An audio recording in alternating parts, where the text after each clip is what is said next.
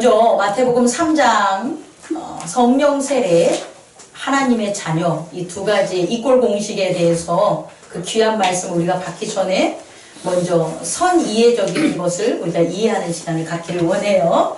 자, 우리는요, 제가 말씀을 전하면서 여러 번 반복하지만 나는 살았어 라고 한번 해봐요. 나는 살았어. 나는 살았어. 이게 누가 누구한테 얘기하는 걸까요? 우리는 남한테 얘기하면서 살죠? 근데 남한테 얘기할 필요가 없죠. 난 살아있으니까. 나는 살았어 라는 것을 내가 나한테 얘기하는 거예요. 내가 나한테. 그럼 이게 내가 나한테 이 얘기를 하는 걸 다른 말로 뭐하면 나는 실존한다 라는 거예요. 나는 살았어. 야, 살아가는 것은 참 재밌어. 살아가는 것은 참 복돼. 야, 살아가는 게 왜 기뻐? 살아가는 게 왜 이렇게 소중하지? 이런 자들은 실존자예요. 그런데 내가 살아가나? 살아가는 게 죽는 것보다 못해. 살아가는 게 뭐지? 정말 나는 살고 있는 건가? 또 살아가는 것 아무것도 아니야. 이렇게 만약에 말한다면 그 말하는 건 상대방한테 말하는 게 아니라 누구한테 말하는 거다? 나한테 말하는 거야. 이 나한테 말한 자는 자기의 실존을 깨닫지 못한 거예요. 육체가 살아있다고 해서 우리가 살아있는 게 아니라는 거예요. 결국 우리의 에고는 우리가 살아있음을 스스로 뭐 해야 되냐? 고백하며 살아가야 되는데 그것이 무엇이냐면 실존이라는 거예요. 나는 실존자야 이렇게 얘기하는 거예요. 그러면 내가 나의 실존임을 밝히는 건 그래 너 살았어 이렇게 드러나지가 않아요. 내가 살아있는 실존하는 것을 내가 깨닫는 것은 뭐로 깨닫냐면 세계를 보면서 깨닫는 거예요. 그러니까 내가 살아있으면 내가 살아가는 세계를 통해서 깨닫는 거예요. 근데 내가 살아있는 세계가 아이고 살아있는 세계 같지가 않아. 막 죽어있는 세계 같아. 그럼 그 세계 때문에 실존을 깨달을 수 있다 없다? 없다라는 거예요. 여러분, 실존한다는 것은 결국 내가 살아가는 세계가 그것을 뭐한다? 증명한다는 거예요. 그래서 이제 잘 보세요. 우리 한번 세 가지로 요약해 봅시다. 하나는 육체가 살아가는 거야. 하나는 에고, 정신이 살아가는 거예요. 하나는 성령, 영이 살아가는 거예요. 자, 육체가 살아가는 세상에서 나 육체가 건강해, 살았어. 그러면 어떤 세상이 보이겠어요? 육체의 세상이 보이는 거죠. 그죠?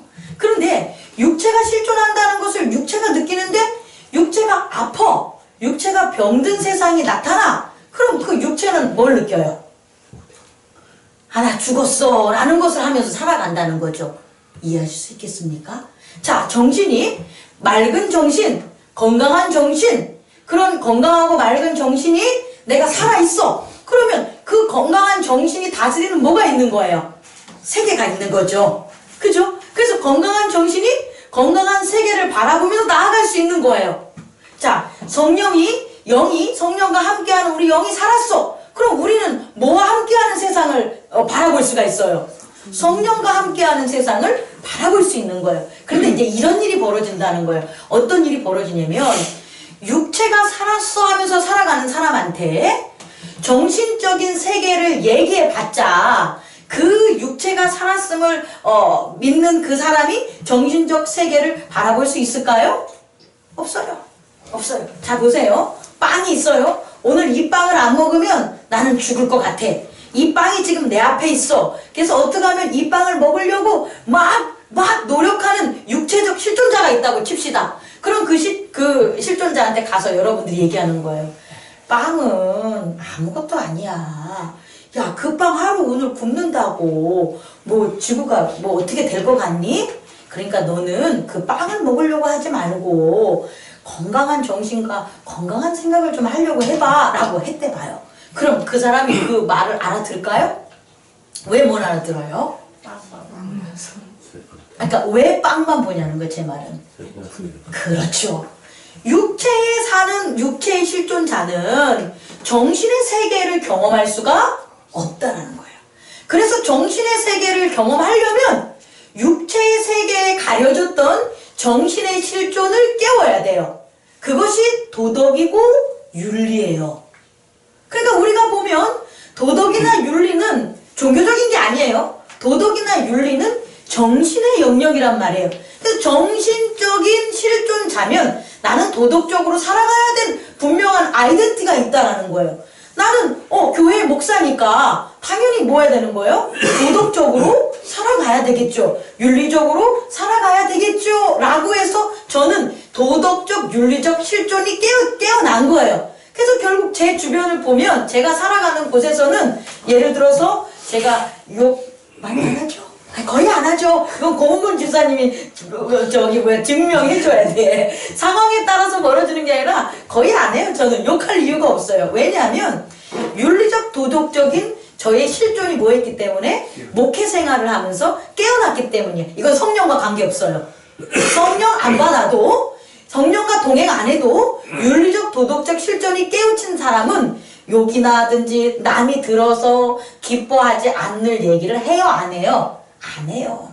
다시 말해 제가 얘기하고 싶은 것은 윤리적 도덕적 실존이 깨어나면 그 세계가 뭐다?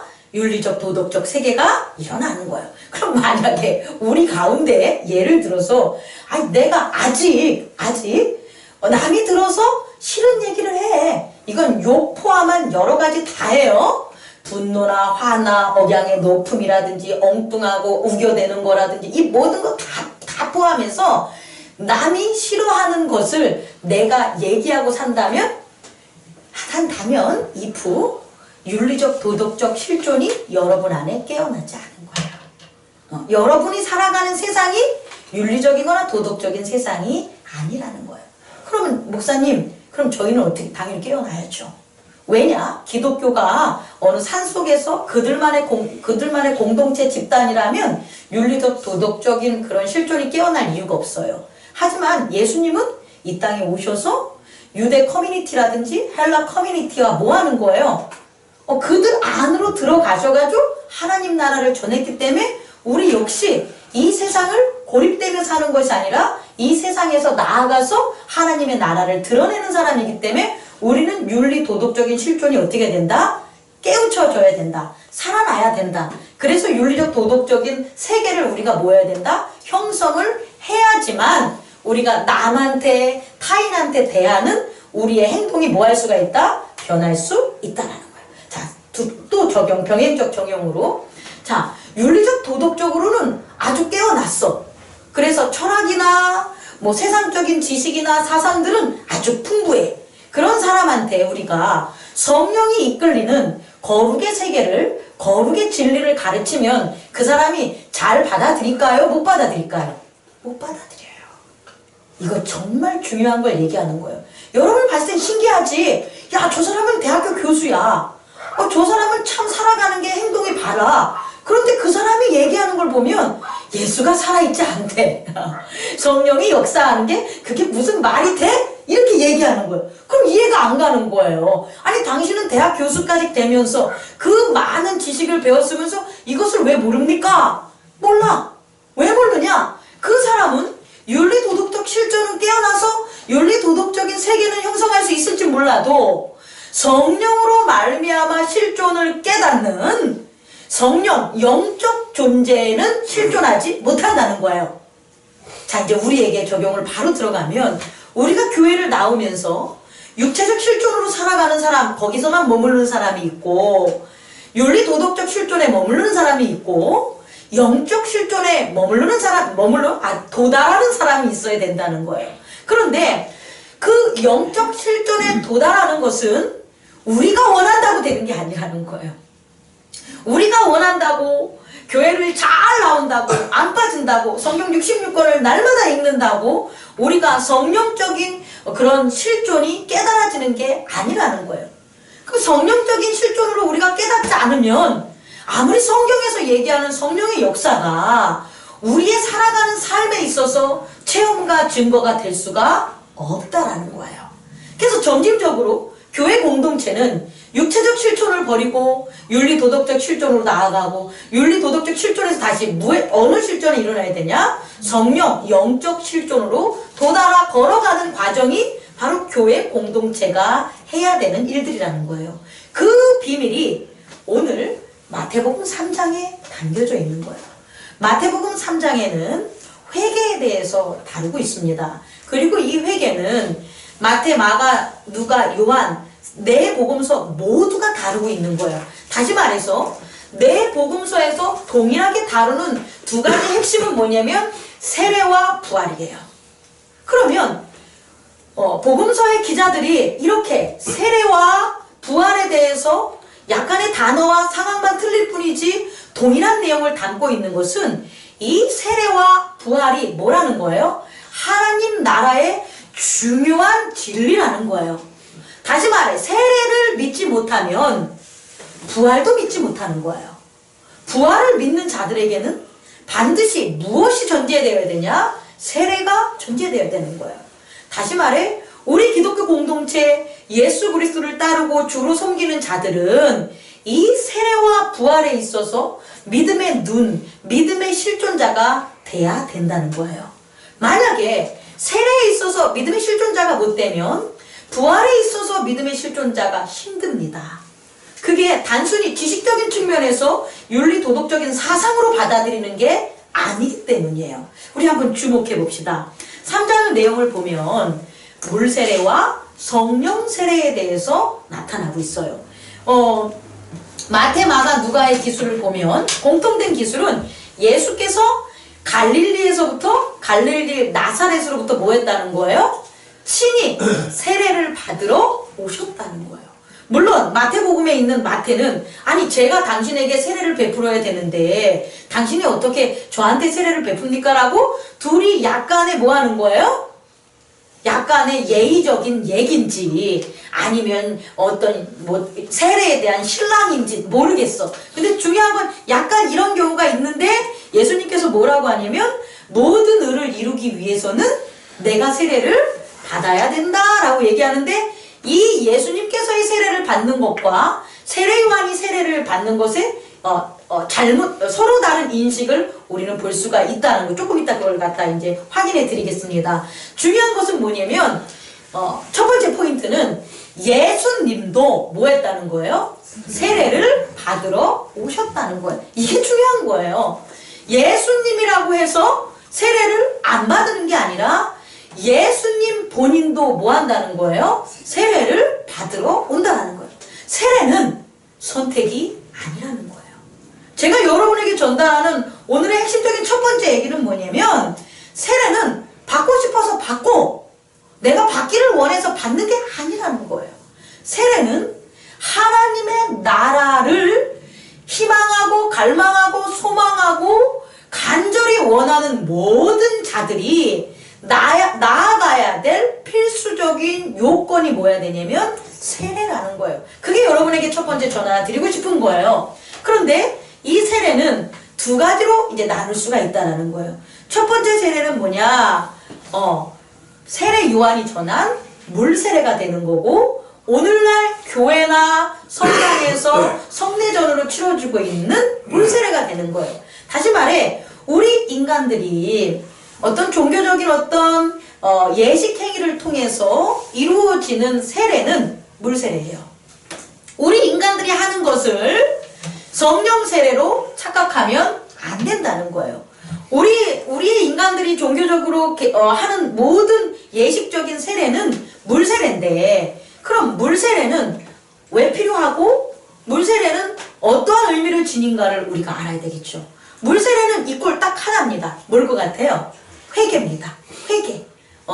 물 세례는 회개를 위해서 회개한다는 것을 내가 뭐 하는 거예요?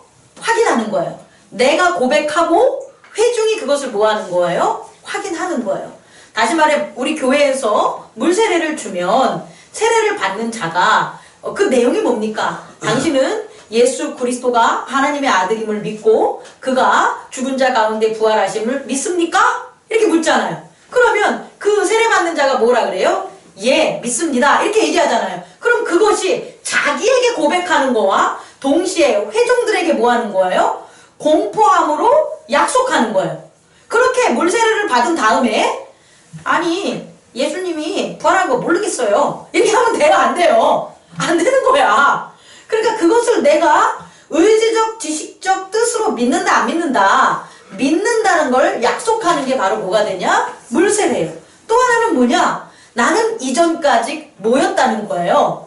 죄인이었습니다. 나는 이전까지 내가 돈이 많던, 내가 지식이 많던, 내가 가난하던, 내가 병자던, 내가 착하게 살았던, 내가 못되게 살았던 나는 뭐였습니다? 나는 죄인이었습니다. 라는 걸 내가 뭐 하는 거예요? 고백하는 거예요. 그리고 그 고백을 회중들이 뭐 하는 거예요? 듣는 거예요. 그 다음에 그 죄를 이제 뭐 했다는 거예요? 이 회개를 통해서 하나님께서 죄사함을 나를 해주는 것을 뭐 한다? 믿습니다 라는 것이 바로 회개의 세례라는 거예요. 다시 말해 회개의 세례는 무엇이 병행해야 되냐면 윤리적 도덕적 실존이 깨어나야 돼요. 육체적인 사람이 물세례 받았다고 해도 그대로 죄를 진다라는 거예요. 다시 말해 윤리적 도덕적 실존을 자기가 깨닫고 그 세계에서 무슨 법? 하나님의 법, 교회법대로 내가 살아가기를 원합니다 라고 하는 게 물세례라는 거예요. 그래서 물세례를 받으면 물세례의 예식을 행하면 어떤 일들이 있어야 되냐면 돌이킴의 생활 양식의 변화가 있어야 되는 거예요. 누가복음에서는 그 얘기를 잘 나누는데 그럼 저희가 어떻게 해야 됩니까? 그랬더니 뭐라고 합니까? 군인은 뭐 강포하고 뭐 하지 말고 또 뭐한 자는 빼앗지 말고 뭘 계속 이렇게 나누잖아요. 하나하나씩의 윤리적 도덕적인 율법적 내용들을 뭐 하고 있다라는 거예요? 지키며 살아간다는 거예요. 이게 회개라는 거예요. 무슨 회개? 물세례. 근데 이제 중요한 게 있습니다. 이 물세례를 얘기할 때 이 세례 요한은 물세례만 얘기하는 게 아니라 무엇을 얘기한다? 성령 세례를 얘기하고 있다는 거예요. 다시 말해 도덕적 윤리적 실존으로 깨어나서 그 세계에 살아가겠다는 율법적인 언약은 그냥 율법적 언약에만 머무는 것이 아니라 무엇으로 나아가겠다는 거예요? 성령을 향한 성령적 영적 실존으로 깨닫기를 원합니다 해서 출발되는 거지 단순히 거기에만 머무는 것 아니다라는 것을 여러분이 알아주셔야 되는 거예요. 그런데 되게 재밌는 일이 있어요. 이런 거죠. 물세례를 줄 때보다 우리가 세례 요한이 물세례를 이렇게 주는 모습을 보면 어떤 얘기를 하냐면 세례 요한의 어조가 부드럽고 어떤 이렇게 나릇나릇한 어떤 설득이 아니라 대화 정보 전달이 아니라 어떤 모습을 느낄 수가 있어요? 호통치고 저주하는 게 나오죠. 여기서 보면 마태복음과 누가복음에는 저주하는 얘기가 나요. 이 독사의 자식들아 이렇게 저주를 한다는 거예요. 그렇다고 이 독사의 자식들이 계속 독사의 자식들로 남으라는 건 아니에요. 바리새인들과 사두개인들과 온 유대의 사람들이 왔을 때 독사의 자식들이라고 얘기한 이유는 뭐냐면 너희들이 물세례를 받고 윤리도덕적으로 잘못된 율법에 거하지 말고 뭐 하라는 거예요? 확실하게 회개를 해라. 제사함에 회개를 해라. 하나와 또 하나요. 이건 많이 들어봤잖아요. 또 하나는 뭐냐면 성령 세례와 불세례에 대한 걸 얘기하고 있다는 거예요. 다시 말해 이 독사의 자식들아 니네들이 그렇게 죄사함으로 죄를 회개하고 깨닫지 못하면 성령의 세례를 여기선 안 나와 있지만 받을 수 있다 없다? 받을 수 없다라는 거. 제가 오늘 이제 두 번째로 나눌 핵심 요인은 바로 여기에 있습니다. 성령 세례와 불세례는 성령 세례도 있고 불세례도 있고 이렇게 하는 게 아니라 물세례를 받은 사람이 점진적으로 죄를 회개하다 보면 성령 세례를 받을 수 있어요. 이건 물세례와 성령 세례의 연관성이에요. 그런데 불세례는 뭐냐면 성령 세례를 불같이 받는다라 그래서 불세례라고 하시는 신학자들도 있어요. 그리고 성령 세례와 불세례는 그러니까 하나다라고 하는 사람이 있어요. 또 한 부류는 성령 세례와 불세례는 틀리다. 성령 세례는 성령이 역사하는 게 성령 세례고 불세례는 불같은 심판과 불같은 어떤 뭐라고 할까요?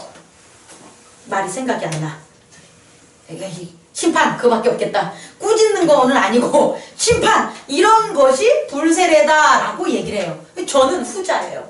저는 뭐냐면 물세례라는 것은 모두에게 동일하지만 물세례를 통해서 성령 세례를 기대하고 소망한 자들에게는 그들이 죄를 회개함으로 무슨 세례가 오는데 성령 세례를 받지만 그렇지 못한 자는 무슨 세례를 받는다?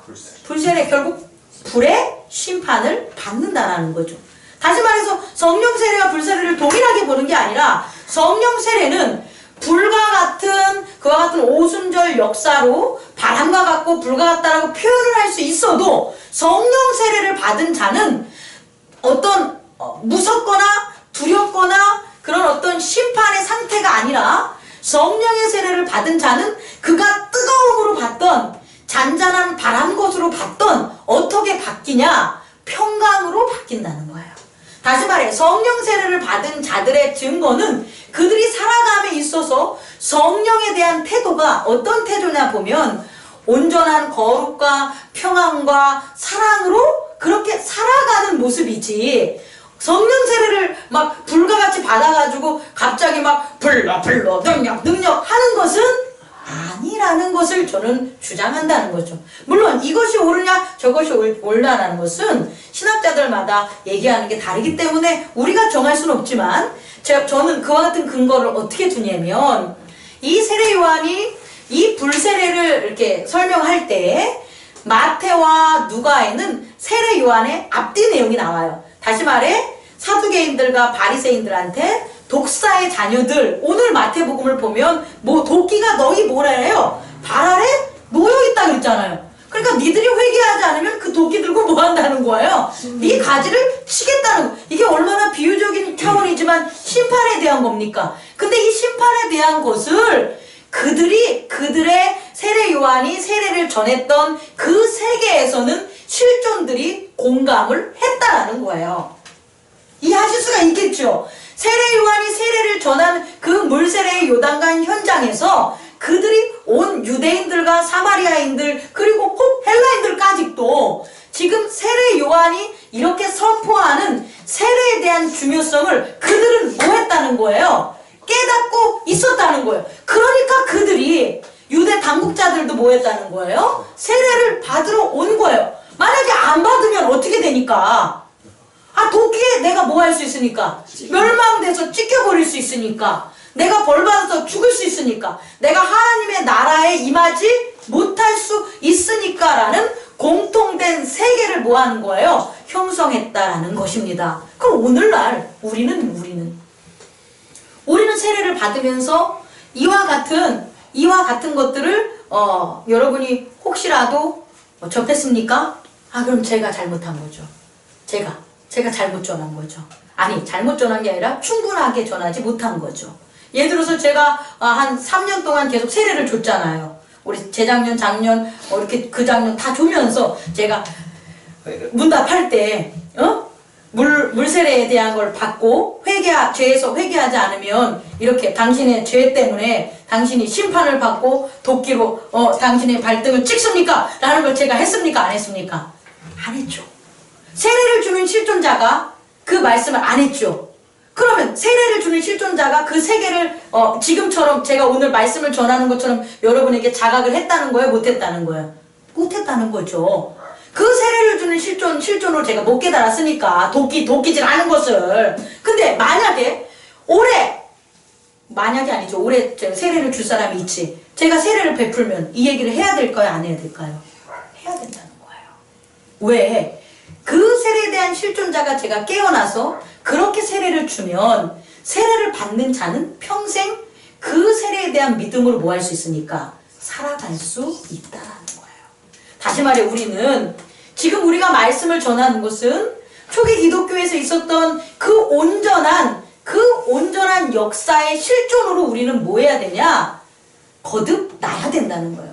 살아나야 된다는 거예요. 뭘 통해서? 말씀을 통해서. 그러면 그들이 생활했던 세계가 우리들에게도 펼쳐진다 안 펼쳐진다? 펼쳐진다는 거예요. 그랬을 때 세례를 대충 건성건성으로 받은 사람은 그런 세계에서 살아갈 수 있겠습니까? 없겠습니까? 없겠죠. 하지만 세례를 정말 지금 이와 같은 죄에 대한 엄중함, 그리고 성령 세례와 불세례에 대한 성령의 세례를 강구하고 불세례에 대한 심판에 대한 두려움으로 세례를 우리가 받았다면 혹 우리가 생활하는 우리 교회 공동체의 생활이, 우리의 신앙이 어떠한 변화된 길을 가고 있을까?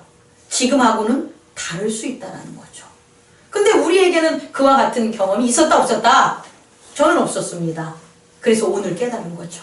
그래서 우리 교회에 새롭게 다음 차례로 세례를 받으신 분들을 위해서는 우리는 또 다른 노력을 해야 되는 거예요. 그런데 그렇다고 해서 우리가 함께 나눈 세례가 아무 의미가 없냐? 그렇지 않아요.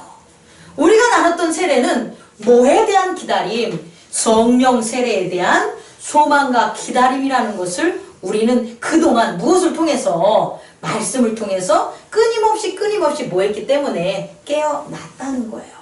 여러분, 제가 오늘 전달하고 싶은 것은 성령 세례에 대함입니다. 이제 물세례가 됐다면 성령 세례는 반드시 받아야 되는 거예요. 반드시. 물론 물세례와 성령 세례를 동시에 받으신 게 누구냐면 예수 그리스도예요. 근데 예수 그리스도 빼놓고 물세례와 성령 세례를 동시에 받은 사람들이 있을까요? 없을까요? 있어요. 사도행전에 있어요. 어떻게 받았냐면 백부장이라는 이방인이 있는데 베드로에게 요청을 하는 거죠. 베드로인가 아나니아인가? 베드로 같아요. 베드로에 요청을 해요. 그래서 베드로가 그 백부장에게 가요. 그 집에 가서 뭘 얘기하냐면 예수 그리스도에 대해서 말씀을 전해요. 예수 그리스도의 태어남과 부활과 이런 것들에 대해서 말씀해요. 그랬더니 갑자기 그들에게 무슨 일이 벌어지는 거예요? 성령의 역사함이 벌어지는 거예요. 다시 말해서 오순절 성령 강림했을 때 초대 교인들 그 사람들이 경험했던 것을 베드로가 백부장의 집에 가서 그의 모였던 가족들과 사람들한테 얘기할 때 그 일이 벌어진 거예요. 그래서 뭐라고 베드로가 증언을 하면 이들이 뭘 받았더라? 우리처럼 뭘 받았더라? 성령 세례를 받았구나. 그러니까 우리가 이들한테 뭘 해자?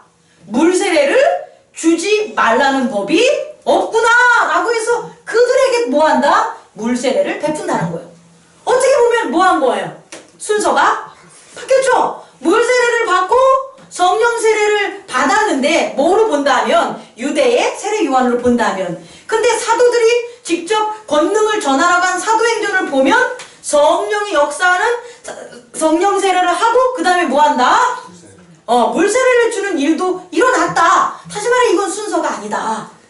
우리 중에 성령 세례를 받아서 교회 안으로 온 사람이 교회 공동체에서 뭐 할 수 있는 거예요? 물세례를 받을 수 있는 거고요. 성령 세례를 받지 않았지만 교회 안에서 물세례를 받으고 성령 세례를 소망하며 나아갈 때 성령 세례를 뭐 할 수 있다? 받을 수 있다라는. 문제는 뭐냐면 물세례와 성령 세례는 반드시 필요하다라는 거예요. 이해하실 수 있으시죠? 그래서 왜 그러면 성령 문세례는 좀 아까 죄에 대한 회개와 공동체적인 것, 윤리 도덕적인 실존의 깨어남이기 때문에 필요하다면 성령 세례는 왜 필요하냐는 거예요. 성령 세례는 이래서 필요합니다. 예수님께서 성령을 물세례를 받고 물에서부터 이제 올라오시죠. 어떤 일이 벌어져요? 그의 위에, 그의 머리에 비둘기와 같은 성령이 임하는 것을 본지라. 근데 누가 봤을까요? 세례 요한이? 예수님 자신이 본 거예요. 세례 요한은 예수님 위에 성령이 임하는 것을 받겠다. 왜냐하면 그가 증언을 해야 되니까. 그러니까 세례 요한과 예수님이 본 거죠.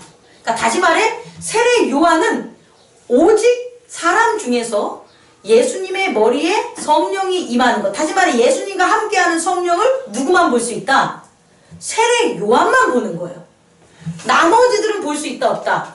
없다라는 거예요. 세례 요한은 그것 때문에 그가 태어난 거예요.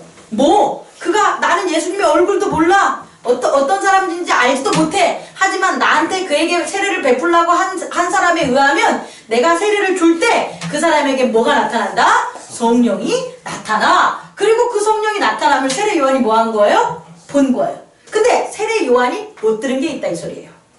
예수님도 자기 위에 임한 자기의 마음의 변화, 성령이 임한 그걸 느꼈다는 거예요. 그런데 세례 요한은 그 성령은 봤지만 못 들은 게 있는데 예수님은 성령도 보고 들은 게 있어요. 그게 뭐냐? 하나님의 목소리라는 거예요. 이게 단순히 하나님의 목소리가 아니라 하나님이 이 사람은 내 아들이야를 뭐 하는 거예요? 증언하는 거예요. 남들의 증언은 아무 소용없어요.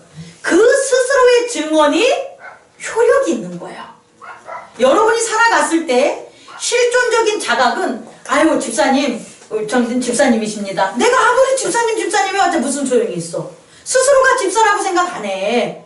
스스로가 이 교회를 위해서 하나님의 나라의 일을 위해서 봉사하고 헌신하는 나는 집사야 라는 걸 내가 실존적으로 깨닫지 않아.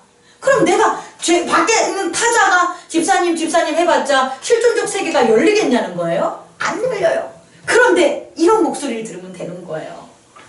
너가 행복나눔 교회의 목사를 도와서 너가 이 교회를 봉사하고 이 교회를 나의 아름다운 집으로 너가 세워라 라는 걸 기도 중이라든지 현몽 꿈속에든지 말씀을 읽는다든지 생활을 하면서 그게 자각됐어. 실존의 깨달음이 됐어. 그 사람은 뭐가 되는 거예요? 내가 집사지. 왜? 목사님이 집사 안 시킨다 그러면 승질을 내. 왜 나를 집사를 안 시켜요?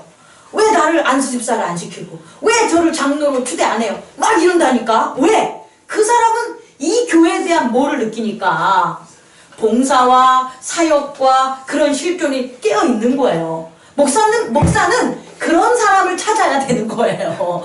그런 사람을 만드는 게 아니라 그런 목소리를 들은 사람을 깨달아서 그로 하여금 함께하게 하는 게 목사의 역할이지. 때가 돼가지고 직분 주는 게 목사의 역할은 아니라는 거예요. 다시 말해 제가 강조하는 성령 세례는 뭐냐면 하나님이 직접 예수 그리스도에게 너는 뭐예요? 내 사랑하는 아들이다.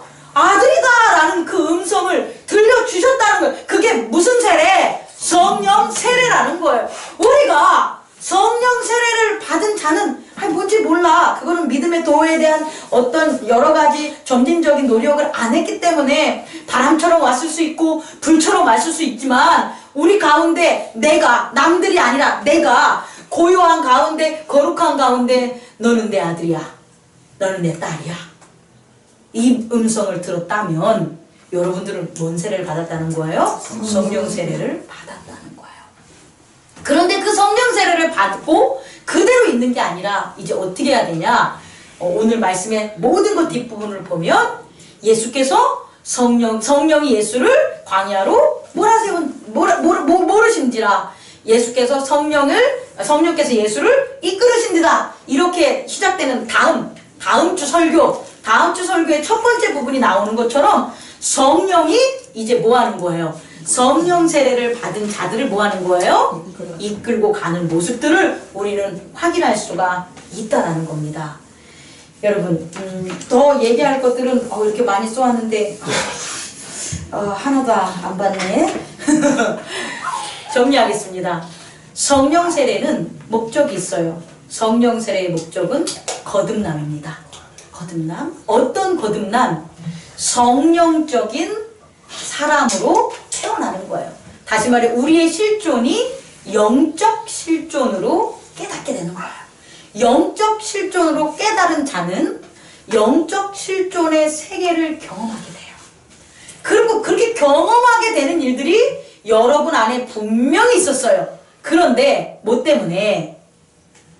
죄를 회개하는 물세례와 말씀으로 자기를 자꾸 회개하는 그 과정들에 대해서 점진적으로 여러분들이 노력하지 않았기 때문에 성령이 성령의 세계를 열어줘도 성령의 영적 실존적 세계에서 그 영적 세계를 경험을 했어도 자꾸 뭐 하는 거예요? 의심됐다라는 거예요.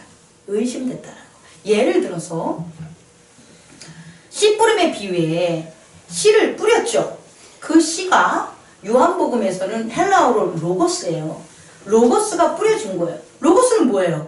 예수 그리스도잖아요. 말씀을 하지 말고 이제 예수 그리스도. 로고스 예수 그리스도를 우리에게 계속 보낸다는 거예요. 누가?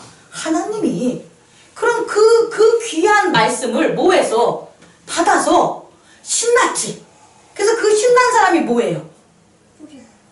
뭐 한다 그래? 받았는데 신났지만 그때만 신나고 뭐 한다? 뿌리를 내리지 못하면 말라 비틀어진다.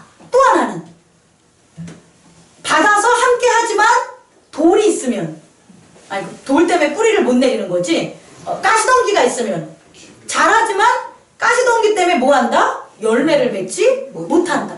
그러니까 니들 뭐 해라? 밭을 갈아라. 다시 말해, 밭을 안 갈았다고.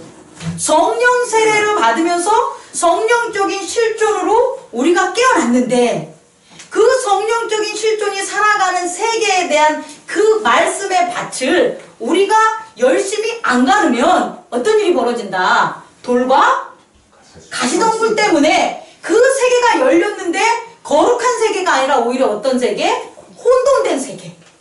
가시덩굴 때문에 고생받는 세계. 돌덩어리 때문에 힘든 세계. 그래서 여전히 부활하신 예수님이 함께 하지만 그 함께하는 것을 뭐 기쁨과 행복과 권능으로 누리지 못하는 그런 세계에 처하게 된다는 거예요. 첫 번째는 세례의 목적은 뭐다? 거듭남입니다. 여러분, 불같이 바람같이 진행될 수 있어요. 불처럼 뜨겁게 변화될 수 있지만, 바람처럼 잔잔하게 될 수도 있지만, 이것은 누구의 몫이냐? 우리의 몫은 아니에요. 하나님이 하시는 거니까. 단 그런 걸로 우리에겐 이루어졌다. 또 이루어졌음을 못 느끼는 자는 이루어짐을 간절히 뭐 해야 돼요? 소망해야 된다는 거예요. 두 번째, 성령의 기능은 뭐냐? 하나님의 아들, 하나님께로부터 난 자들이란 뭐가 되는 거예요? 확증이라는 거예요. 즉 성령 세례를 받아야만 우리의 영적 실존이 뭐 하는 거예요? 깨닫게 된다라는 게 이제 중요한 겁니다. 마지막으로 이제 정리하겠습니다. 이전에 우리 교인들 중에는 육신으로 보고 자꾸 육신으로 보는 것을 따라가는 삶을 사는 거에서 벗어나기 바래요. 마음으로 봐야 돼요. 윤리적 도덕적으로 우리는 눈을 통해서 봐야 되는 거예요. 어떤 것, 먹는 것도 이전까지는 아유 왜 이렇게 맛이 없어요? 아유 이렇게 맛없어요. 이거는 육체적 눈으로 보고 살아가는 육체적 실존인 거예요. 근데 누군가가 음식을 대접해줬어. 혹은 차려줬어. 그럼 그걸 뭐로 받아들여야 돼요? 맛으로 느끼면 이제 안 돼요. 뭐로 느껴야 되니까? 마음으로. 윤리적 도덕적 실존인 정신, 그런 에고적인 그런 마음의 존재로서 깨어나서 마음으로 보라는 거예요. 그 사람이 그걸 대접한 마음. 그럼 그 사람은 뭐에서 살아가는 거예요? 그런 마음의 세계의 실존으로서 살아가게 되는 거죠. 그럼 이제 더 나아가서 뭐로 살아가자? 영적 실존으로 살아가야 되는 거예요. 그런 걸 해준 그 사람의 그 마음, 그 사람의 마음이 맛으로 보는 것에서 음식을 평가하는 게 아니라, 그 사람의 마음으로 평가하는 게 아니라, 그 사람이 섬긴 하나님, 그 사람한테 역사하시는 하나님의 성령, 그 성령의 뜻과 성령의 의지와 성령의 목표와 성령의 똑같은 말을 자꾸 반복하지만 그 뜻을 이제는 찾아서 음식을 먹어야 된다는 거예요. 분명히 변화가 있는 거예요. 사업도 마찬가지. 눈에 보이는 금덩어리? 그걸 금덩어리가 보이니까 이거 하면 성공해. 왜? 그랬더니 그거 하는 사람이 되게 잘 됐대. 그래서 성공한 사람이 있다 없다? 없어. 없잖아. 정말 없어요. 투자할 때도 이거 이러니까 투자하십시오. 거짓말이야. 그렇게 해서 성공하는 게 투자가 아니니까. 뭐로 하냐? 눈으로 보는 게 아니라 비전을 봐야 되니까. 그 사업에 있어서의 마음으로 보는 비전, 그 사업을 이루고 노력하려는 사람들의 의지와 뜻과 하모니와 그들이 가지고 있는 능력, 이런 것들을 봐야 되는 거죠. 그걸 육체의 눈으로 본다? 못 본다? 못 봐. 그럼 무슨 눈으로 봐야 되냐? 믿음의 눈, 마음의 눈은 믿음 아니다? 마음의 눈으로 바로 뭐 한다? 그런 사업하는 것을 뭐 해야 돼요? 봐야 되는 거예요. 그럼 이제는 어떻게 해야 되는 거예요? 영적 실존의 세계에 있던 우리들, 이제 그거로부터 보면 안 돼. 그 사람이 그 일을 하려는 사업이 능력도 있고 선하고 잘하고 뭐 여러 가지가 있다고 쳐도, 선하고 생략 빼고, 하나님의 성령이, 하나님의 뜻이 거기 있냐라는 거예요. 우리는 하나님이 거기서 어떠한 영광으로 나타내고 하나님이 어떠한 그 사업의 세계로 그 속에서 활동하실까를 우리는 뭐 해야 되는 거예요? 봐야 된다는 거예요. 그게 바로 영적인 존재로 우리가 뭐 하는 거다? 실존하는 거예요. 이것을 해야 된다는 거예요. 근데 이러한 것을 안 하고 나는 뭐 성령 받았어. 뭐 나는 성령 세례 느꼈어. 나는 방언도 받았어. 나는 뭐 기도하고 뭐 했대. 뭐 이런 마음의 느낌도 있어. 나 말씀 잘 깨달아. 그리고 뭐 하고 살아? 눈으로 보는 육체적 실존으로 살아. 아니 그 사람이 어떻게 성령의 영적 실존으로 살아낸다고 볼 수가 있겠어요? 못 봐요. 그런 사람들 그렇게 눈에서 보이는 육체적 실존으로 살아가다 결국 다 어떻게 돼요? 좌절하잖아요. 교회에서 잘 된 장로님이 갑자기 왜 시험에 들리냐고.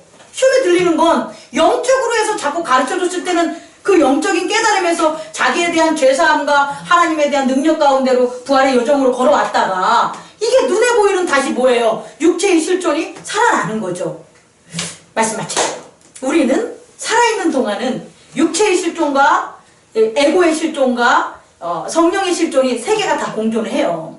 그런데 성령의 실존이 점점 우리가 살아가도록 뭐 하는 것? 말씀 안에서 교회 안에서 함께 세워나가는 것 실천을 하면 육적 실존은 자꾸 어떻게 되는 거예요? 작아지고 줄어들고 에고적 실존도 어떻게 되는 거예요? 작아지고 그러다 나중에 우리가 이 세상을 떠나는 그 순간 그 둘은 뭐한다? 죽고 우리가 살아있었던 그동안 계속 살아있었던 뭐 어떤 존재 영적 실존이 하나님 나라로 가는 거예요. 그게 뭐다? 영생이다라는 거예요.